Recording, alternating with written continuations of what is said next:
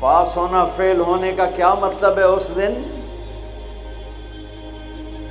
قیامت کا سب سے خوفناک مرحلہ جب اللہ کا عرش آئے گا، جب اللہ کا عرش آئے گا نا، تو ایک دفعہ ہم سب پھر بے ہوش ہو کے گر جائیں گے، مرد عورت قبروں سے ننگے اٹھیں گے، ننگے۔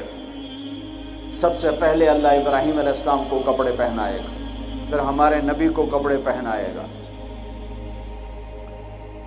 پھر سارے نبیوں کو کپڑے پہنائے گا، پھر اذان دینے والے مؤذن کو اللہ کپڑے پہنائے گا۔ ان چار کے بعد جس مرد عورت کو چاہے گا پہنائے گا، ورنہ سب ننگے کھڑے ہوں گے۔ تو اللہ کا عرش آئے گا، اس کی ہیبت سے سارے مرد عورت بے ہوش ہو کے پھر گر جائیں گے۔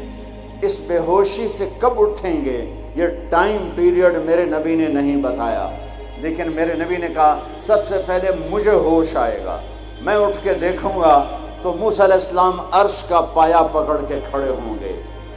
تو آپ نے فرمایا مجھے کوئی پتہ نہیں چلے گا کہ یہ مجھ سے پہلے ہوش میں آئے یا بے ہوش ہی نہیں ہوئے۔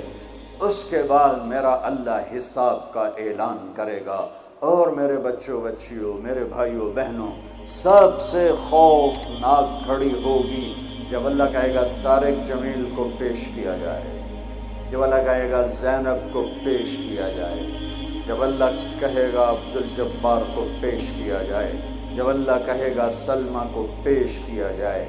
یہ وہ وقت ہوگا، موت ہوتی تو میں مر جاتا، موت ہوتی تو ہر بڑے سے بڑا جنید بغدادی مر جاتا، کہ اس کی ہیبت کے سامنے ہر شے زیرو نظر آئے گی، اور یہ ایسے کانپتا ہوا آئے گا اللہ کے ترازو کے سامنے۔ ادھر جنت مہک رہی، ادھر جہنم بھڑک رہی، ادھر پل صراط ڈول رہا، ادھر ترازو سامنے ہے جس میں آج سونا چاندی نہیں تولا جائے گا، آج عمل تولا جائے گا۔